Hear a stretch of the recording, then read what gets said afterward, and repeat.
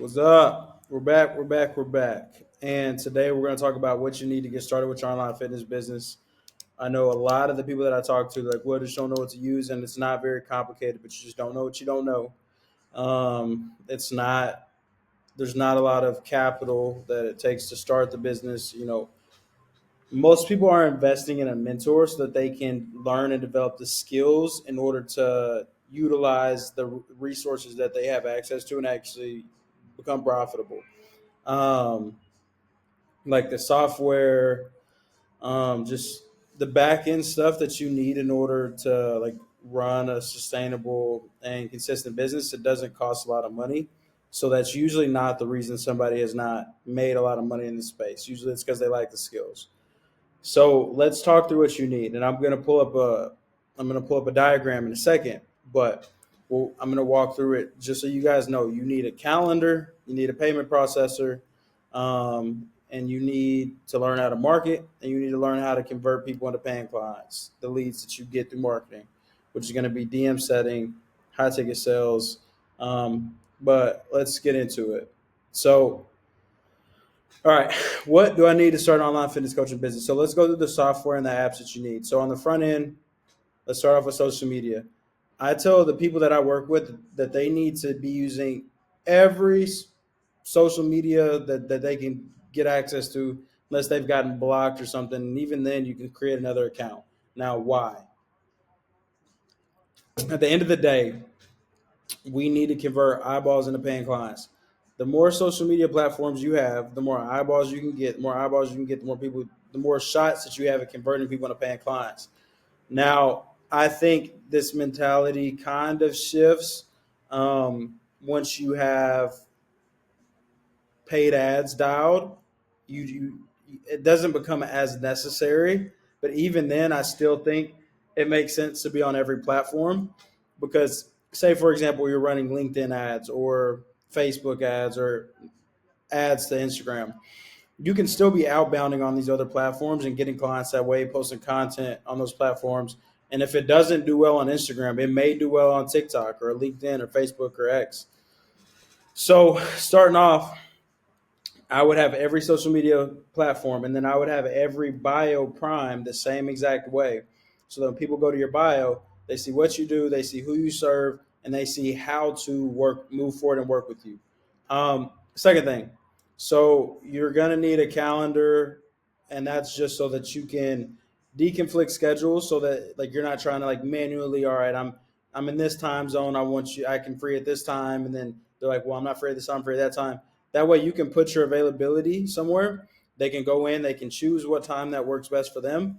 And then you're going to have pre-qualifying questions, and we'll talk through that in future videos.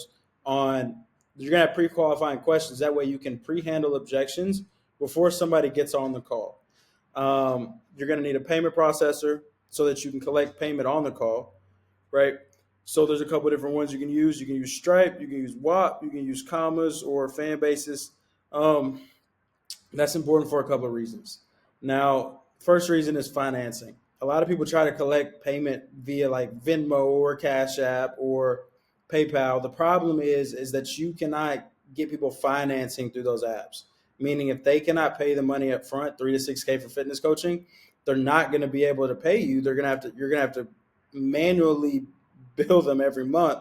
Whereas with these apps, you can get them financing so they can pay as much upfront as possible. And then two, you can set up a subscription so that it manually bills those people.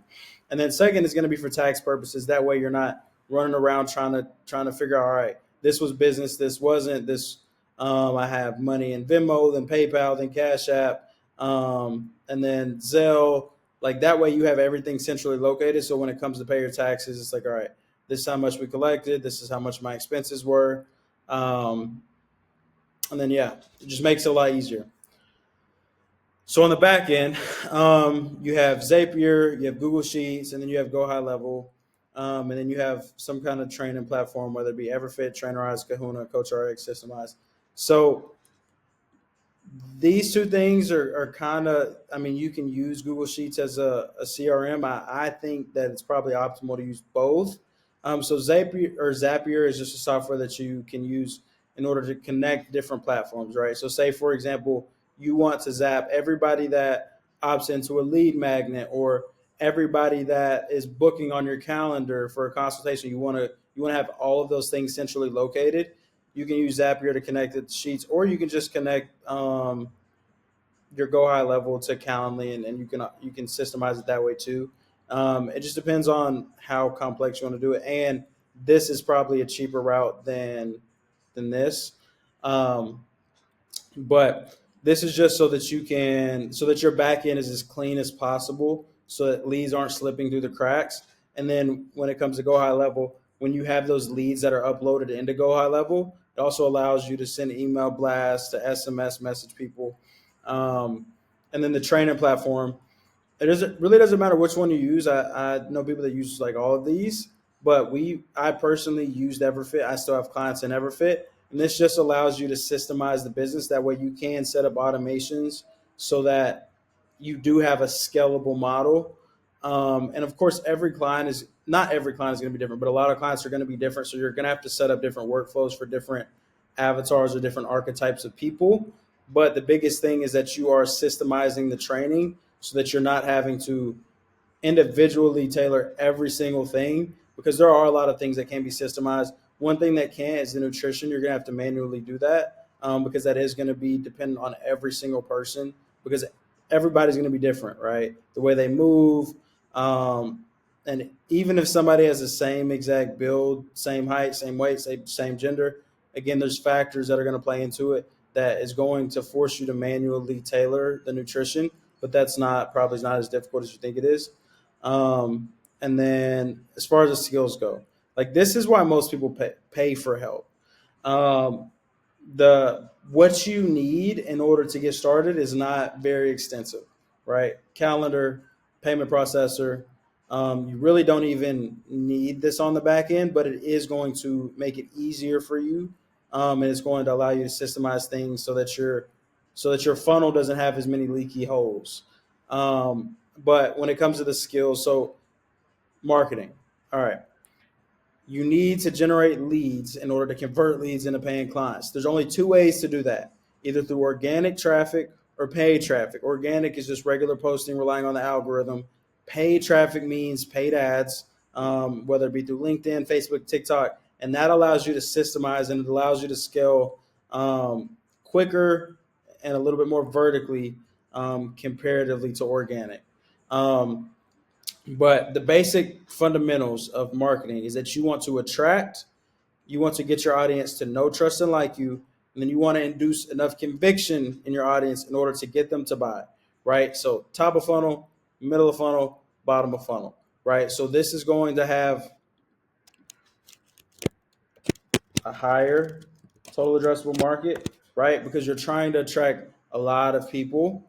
This is going to have lower total addressable market, and this is going to have the lowest total addressable market, right? So when you think about the funnel, you're you, you're trying to attract, right? So you're attracting a lot of people. You're niching down a little bit, giving people value, connecting with them, getting them to trust you, and then this is going to be the lowest total addressable market. And these are going to be the people that are nurtured, but you're moving them to action, and you're inducing action in them, and getting them to feel that conviction.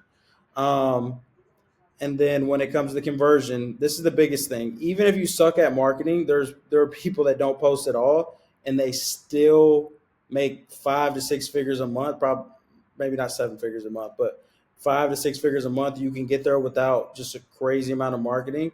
Um, it's going to be the DM setting and the sales piece, right? So DM setting is essentially what DM setting is it's learning how to take somebody through the DMs and then move them to a sales call, right? So whether that be cold outbound, so somebody that's never met you before, understanding how to induce a response in that person, and then how to take them through an ethical manipulation phase and get them to book a call with you, or it being warm outbound, or somebody that's raising their hand, and then you just understanding how to what your line of questioning needs to be in order to get them on the call.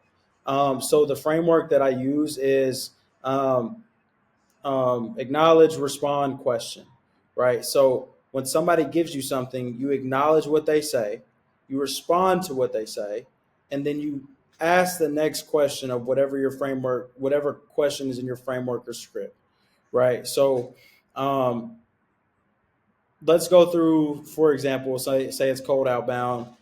Say I'm fitness coaching and I'm coaching somebody in the military, or I'm the prospect of somebody that's in the military. So if it's cold outbound, I'm going to say something that's going to induce a response in that person. So, dog, I've been in the military for 7 years. What unit are you in? Right? That's something that's going to get them to lower their guard. They're not going to feel like they're being sold off rip, but it's going to induce a response because I'm connecting with them. Um, but I'm not asking anything that's salesy, right? So like, oh, sick, I've been in for like 2 years. Okay, nice. What do you do? Well, I'm actually field artillery. And I'd be like, all right, sick, dude. And then if somebody understands basic conversational principles, they'll ask a question back. So they'll say, okay, um, sick, yeah, I'm field artillery. What do you do? I'm like, oh, bro, I'm National Guard. So in the military side, I am an infantry officer. And then on the civilian side, I'm an online fitness coach. This is when you ask the question and then you move and transition into the fitness coaching, ethical manipulation phase. It's like, all right, so on the civilian side, I'm an online fitness coach. Do you have any fitness goals? Right. So acknowledge, like, dude, sick, you're field artillery. I'm actually infantry. And then question. And I'm also online fitness coach. Then question. Do you have any fitness goals? Oh, sick. Actually, I do have fitness goals, bro. I just failed my PT test. I've been struggling. I just can't figure it out. And then, so typically the way that we move is goal, struggle. How long have you struggled with that for? Um, do you feel like it's time to make a change? Have you ever had a fitness coach before? Do you feel like having that accountability in the plan would help? Would you be down to hop on a call to see if I can help? And then they say yes, and they're saying yes after each thing, and then you are asking, okay, can I shoot over my calendar? It takes 5 minutes to fill out. Do you have time to do that now? They say yes. You send it over, knock that out. Text me done when booked. If they don't fill it out in 5 to 10 minutes, another, hey brother, I didn't get the application or the calendar or whatever, right? So that is the framework that we use. Fitness, B2B, same framework. But you need to understand the conversational principles, right? Acknowledge what they say, respond, question. Because if you don't, you just use the script, it's going to sound like you're a bot, right? So you have to throw your own flavor in there, like talk a little shit. Just be a human being. But you also need to understand that every time, every line of every thread or conversation, it needs to end with a question, and it needs to be a question that is moving them toward hopping on a call. Um, yeah, so the DM setting that falls under that, and then the closer framework, objection handling, and financing, right? So once you get somebody on a call, you have to understand how to sell somebody fitness for 3 to 6K. That doesn't look like getting them on a call and then saying, "Hey, so this is what I offer. Pay me this much money. Can you do that?" Like, no, you have to develop. You have to build the value, right? You have to build the value. You have to build the urgency in the person that's potentially buying from you. So you have to understand the closer framework. C, clarify why they're there. L, label them with the problem. O, overview the solution. C, sell them on the vacation, the destination, and not the journey there. E, explain away objections. And then R, reinforce their decision to start, right? So clarify why they're there. That starts off with one, laying the frame so that they're in your frame, right? And then two, figuring out what their goal is. What are they trying to accomplish, right? So what we're trying to do is we're trying to create a gap in between where they're at and where they're trying to be. And the larger that gap, the more barriers we can identify, the more urgency that they're going to have to go ahead and get started and move forward, and the more they're going to feel like they need you, right? So you figure out where they're at, what their goal is, what they're trying to accomplish. All right, I want to lose 30 pounds. Why? Why are you trying to lose 30 pounds? Like, what's the motivation behind that? Well, I just want to lose it. Well, that's not enough. If somebody just gives you that, that's not enough in order to get them to pay 36K. So you need to figure out. I look at sales like conducting surgery.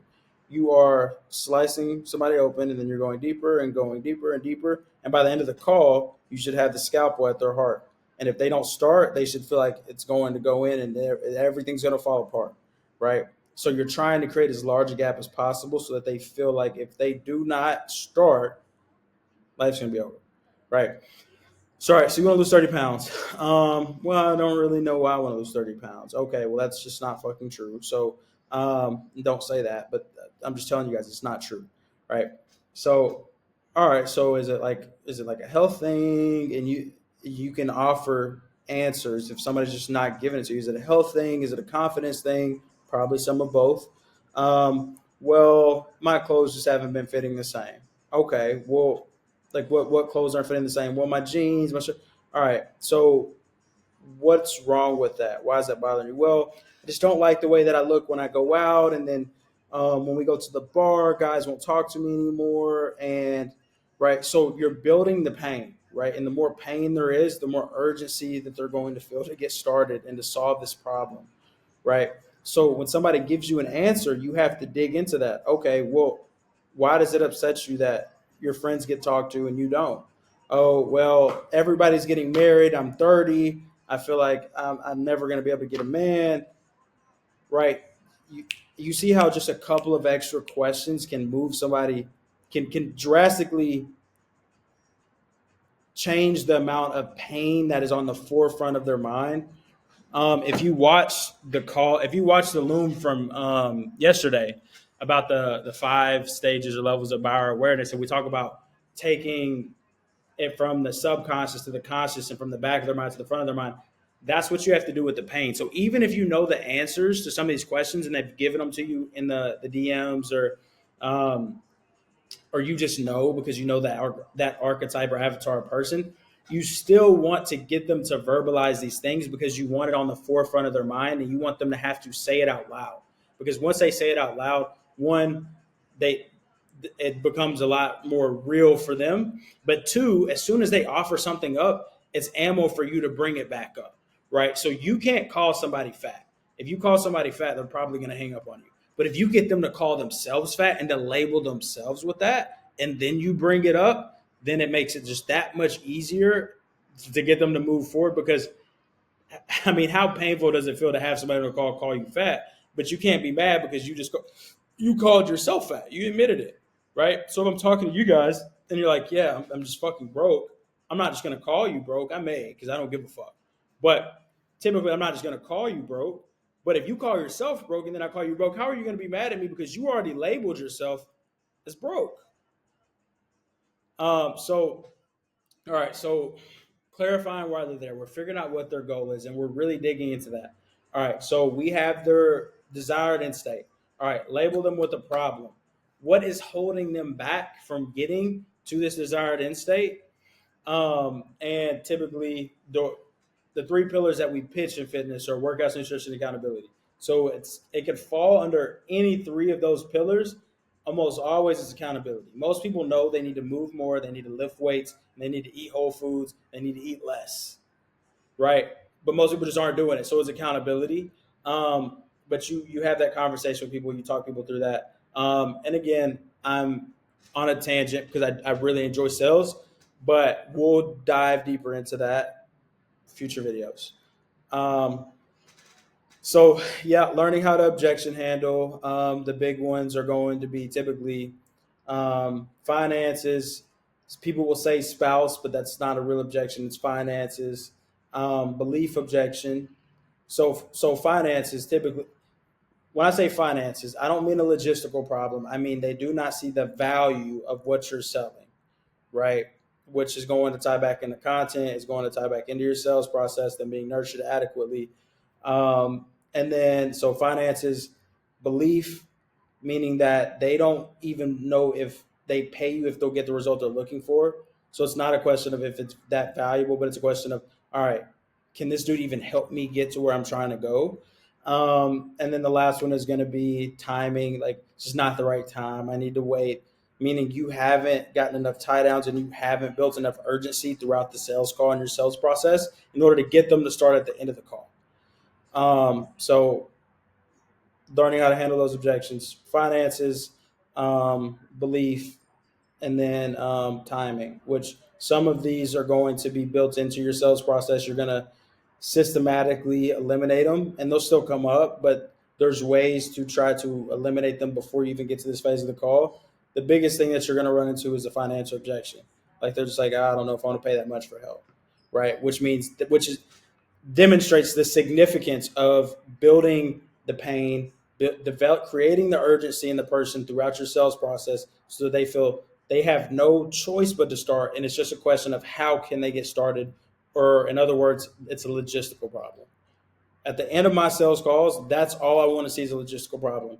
I do not have it, but I want to get resourceful in order to make it happen. If you're willing to do that, I'm willing to make it work. um, yeah, and then understanding the financing. So at the end of the day, a lot of the people that you're going to talk to, they may not have the money, right? So it is very important that you learn how to get somebody financing so that they can afford to pay it in, so that they can pay it in full, so that you can move the money forward in the business, um, without them having to come out of pocket that money up front. And this is what a lot of people lack. But the problem is if you don't understand how to do this, you can't move the money forward in the business. If you can't move the money forward in the business, you can't scale as fast, right? Who is able to scale quicker? The guy that has 5,000 to spend on ads, the guy that has $50,000 to spend on ads. At the end of the day, if you want to scale, that is going to be that is going to be the lever that's going to allow you to scale vertically the quickest. Is going to be the ads, right? So you want to collect as much upfront as possible. That way you can scale quicker. Um, yeah. So you need to understand the financing to go ahead and get people approved, and so that they can pay 3 to 6K upfront without paying 3 to 6K upfront. Um, but yeah, if you guys found that valuable, go ahead, drop me, go ahead, subscribe to the YouTube. Also, if you are looking to start or scale your online coaching business, my business does 6 figures a month, anywhere from 100 to last month we did 300. 6 figures a month. I'm 24. So if you're looking to start or scale your online coaching business and you're serious about this, I'm gonna drop my calendar and then in the description. Just go book a call, find a time that works, and then we'll see if we can help you out. And then my Instagram is Coach Show Up. If you want to go look through my testimonials, um, yeah, and just learn more about me. But I appreciate you guys for staying, and you guys be blessed. Have a great rest of your day.